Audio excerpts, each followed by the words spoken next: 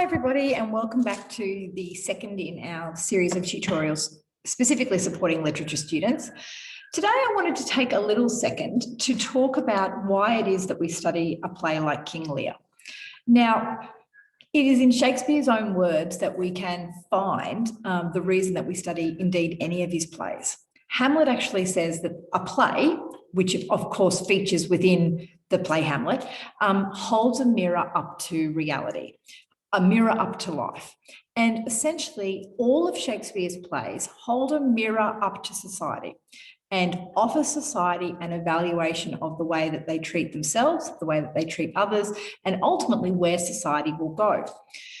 So when we look specifically at a play like King Lear, the questions that we ask ourselves about age, about infirmity, about a word like madness, which actually probably has a whole lot of better synonyms to explore specifically in this particular play, but in generally, the questions we ask about loyalty to family are questions that we ask of ourselves.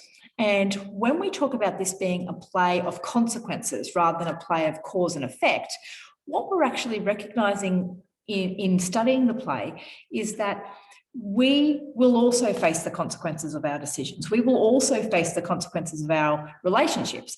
And so it's important to recognize where those relationships and those decisions might take us. So when we consider the character of King Lear, it's important to think about the three different aspects of his personality. Part of what makes him such a tragic hero is that he struggles to reconcile the roles he plays as the loss of the authority he has in the roles he plays as king, father, and finally as a man. And I want to show you a few different examples of artwork normally created to advertise theatre productions that capture some different aspects of what it means to be the character of King Lear and what we as audience members can take from that. Now, I want to stress something for you as literature students. It's not my job or the job of any teacher now to tell you what to see. The job as we prepare for an external exam is to tell you where to look and to encourage you to use all the tools that you have at your disposal to see something for yourself. Okay, so as I show you these images, I'm going to comment on particular stylistic devices of the images. And I will offer my interpretation of what they mean and why I've actually chosen to include them in this presentation. But ultimately, as you begin your own exploration, something as simple as a Google search for King Lear will reveal a whole lot of other information, a whole lot of other images that will challenge you to offer your own interpretation of the character. Okay, so let's have a look at some of these images.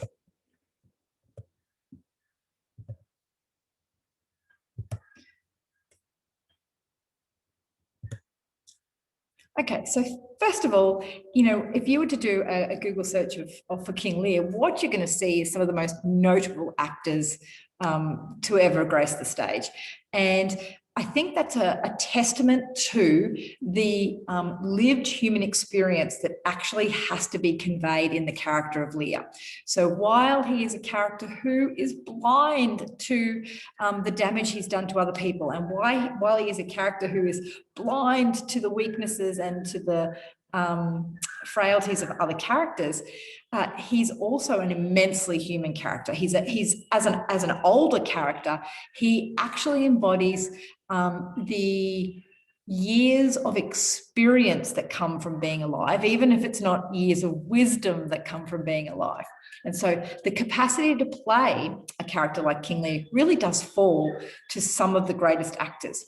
The irony there, of course, is that we are asking some of the greatest voices, the greatest dramatists to play this character and tell us a story about the frailty of words, the unreliability of words, and in fact, to play a character whose command of language ultimately fails by the end of the story. And we see that in the way in which the actual written script changes. There are far more apostrophes, far more contractions, and they actually alter the rhythm of the speech And what we see is a character who can't even command the words that come out of his mouth, let alone his own body, let alone his family, let alone a kingdom.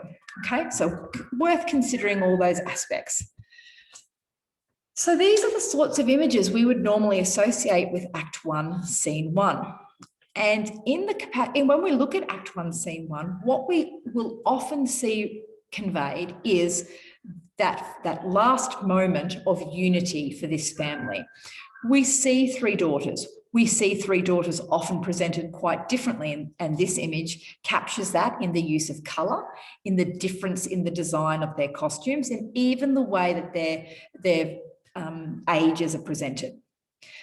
Lear, in this image, by contrast to the three daughters, bears all the trappings of age and rank. So his costumes are almost always going to be, something uniform, something that conveys that regalness, the wealth of his position. And so we will often have a crown. We will see the military style uniforms, and much of the way that he carries himself in these images conveys authority. And you'll see that in some of these other ones. So here, this particular image, we still have our three daughters. We even have a common element there in the way that the three daughters are presented. We have a difference in age. We have a difference in the colouring of their costumes. We even have a difference in the cut of their costumes, so that there's something suggested about Cordelia's character in the softness of her costumes that is not suggested in the quite stark lines of Regan and Goneril's costumes. But the thing that draws our eye in this image, of course, is King Lear sitting up there on his throne. So not only do we have the trappings of authority in the form of costuming and the crown, but we actually have the physical use of height. So here he is in a position of control physically over people, sitting in a position where he can look down on others. Now, this is a great tool to use at the start of the story, of course, because one of the many opinions offered about King Lear is that his capacity to hurt those closest to him is only outdone by his capacity to fall. Okay, so the idea that he starts off as physically higher than other characters helps to convey just how far he's going to fall. And again, here, not only are we looking at the trappings of authority, a crown, a position of height. Look at the use of gold as an idea of wealth. Now, this sort of image conveys much of what is important about this story, particularly in Act 1. I love the faces of the characters behind the thrones. We have Regan and Goneril on either side, and their hands, while they look like they may be offering comfort, are also restraining him. So we actually have already the idea of control coming through. Cornwall and Albany standing in the background, and I think that's important to note, that they are secondary characters to these two daughters. Cordelia stands in the front. Again, her colouring is different. Again, her posture is different. And the restraining of her arms behind her back both suggests that she is bound by her obligation to herself. I'm not going to lie, but also that she is going to be, cast out, taken away. This is quite a stereotypical representation of a fool. He's wearing the costume of a jester. He's sitting in a position lower to the king. Well, that's to be expected. But this is not the face of a young comedian. This is, again, someone who's lived, who knows what they're talking about, and who's going to offer that interpretation as the story plays out. And this one, it makes me think of a chessboard. It makes me think of Alice in Wonderland. And I think all of those representations play well here. We've got, what we have here is not King Lear in his position of power lording it over three daughters. We have King Lear still represented as physically larger than any of his children, in a position of authority. Our eye is drawn to him. But here, Regan and Goneril are of equal height. They sit equal in position, and they're actually all offering judgment on Cordelia. Cordelia again is presented differently. She doesn't have the collar behind her, which helps to give her stature. The association with the color white for virginity, for purity, is again prominent here. And you'll notice that Regan and Goneril are often red and gold. So they're the warm colors, but they're also associated with blood and with yellow bile, so envy. And then we start to see a change in the way that King Lear is presented as his story unfolds. So remember, we've gone from King Lear in a position of authority and all of the trappings showing that he is in that position of authority. And here we've got to this point where, while he's center, the daughters now are equal in their capacity to offer judgment on Cordelia and then ultimately to tear his kingdom apart. And so then we begin to look at some of the images associated with Act 3. The wonderful Sir Ian McKellen taking on some of that imagery associated, just going back, associated with the jester. So we've got our jester's little shaker here.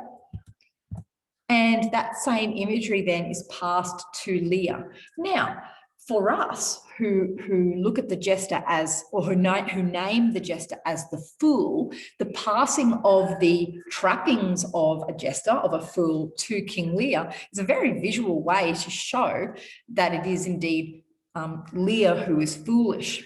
Now, we can't talk about the use of props to convey this, but we certainly have literary devices in the script, the words of the fool himself, which help to actually explore the idea of the wisdom of someone named fool and the foolishness of someone named king, someone who is the authority figure. What you notice also is the change in costuming. We've got often the connection with the natural environment, so a crown of weeds. By Act 4, we know that King Lear is actually presented to Cordelia wearing a crown of weeds. So he's subverted the natural order because we've removed that idea of the appearance of wealth. His costume is much more disheveled. He's untucked, it's dirty, it's incomplete. And we certainly see someone who has been separated from the position he'd come to rely on and the identity that position had given him. Such a fantastic image from the same production later in the show. So obviously we're now in the latter part of Act 3, Act 4, when Gloucester has already been blinded and has reconnected with Lear. Here we have a Lear who's even further stripped himself of the position, the appearance of his authority. He's now in undergarments. And as I mentioned in our class today, it's not uncommon to see performances of Lear where the actor playing Lear does indeed remove most of his clothing. And of course, this representation of Gloucester is really confronting. Lear is a pathetic creature here. We are sympathetic for him. He seems to have fallen so far. But this Gloucester really challenges us to think about our own position, perhaps as children, our treatment of the elderly in general, our own families specifically, because not only is he also undressed, he's got no shoes on, his shirt's unbuttoned, but he's clearly very, very physically injured. And his face really does elicit those critical and emotional responses of pity, of compassion. I think this is a fantastic poster for a stage production. This is an American production, and it really examines or presents that changing dynamic nature of literary interpretation. Here we have the idea of a throne being manipulated, so a motif being manipulated to make the story relevant to a modern audience, but to also show the ways in which something like a chair can be manipulated to show the fall of a character. The casual arm, the very passive nature of the arrangement of this character in the chair, the fact that his face is turned away from us, the fact that his face seems quite relaxed, that he's disengaged from the experiences, would be very much the Lear of Act 5, where our character is so stripped of the identity attached to him as king, has also been stripped of the identity attached to him as father by the cruelty of his children, has faced the cacophony of the storm, which has so shaken who he is as a man that he's ultimately removed all his clothes and said, is man no more than this? Am I nothing more than just a body with no agency, with no wisdom to offer? That is the shell of the man that remains by the end of Act 5. And regrettably, without giving too many spoilers, the Lear at the beginning of Act 5 still has further to fall, which is, a really heartbreaking thing. And this is an image that I just think captures the amazing nature of this story so well. Okay, so we can recognize that there are so many aspects of the play captured in what is a really simple image, actually. We have an old man out in the natural environment. So we have our Lear in Act 3. We have an old man without the trappings of wealth of authority, so there's no crown. We have an old man divided in 3. So that straight away ties us to the storyline of the 3 daughters. And we have a man, a human being, an identity broken apart. And I think a simple image with no word, with nothing other than the title, really that image so powerfully captures what this is a story about. So as you begin to form your appreciation of the story and of the characterization of King Lear specifically, consider the ways in which aspects of this story are interrelated. So what do I learn about the character of Lear through his relationships? What do I learn about the theme of age or the theme of foolishness through the character of Lear? Okay, so everything is interrelated. Consider as you do your own exploration, what judgment you could offer. That's the first bit. And then how to actually justify the judgment that you've offered. One last image, which I just think is so wonderful. It's from a Polish theatre company. I've seen their posters for a range of their productions. They are so interesting. And I just think this one captures so much of what King Lear is about. All right, so the wonderful nature of this crown. It is a crown. We can see that it is, not just by its placement on his head, the colours and the kind of structure, but it's a wicker crown. It's a very fickle, temporary trapping of wealth.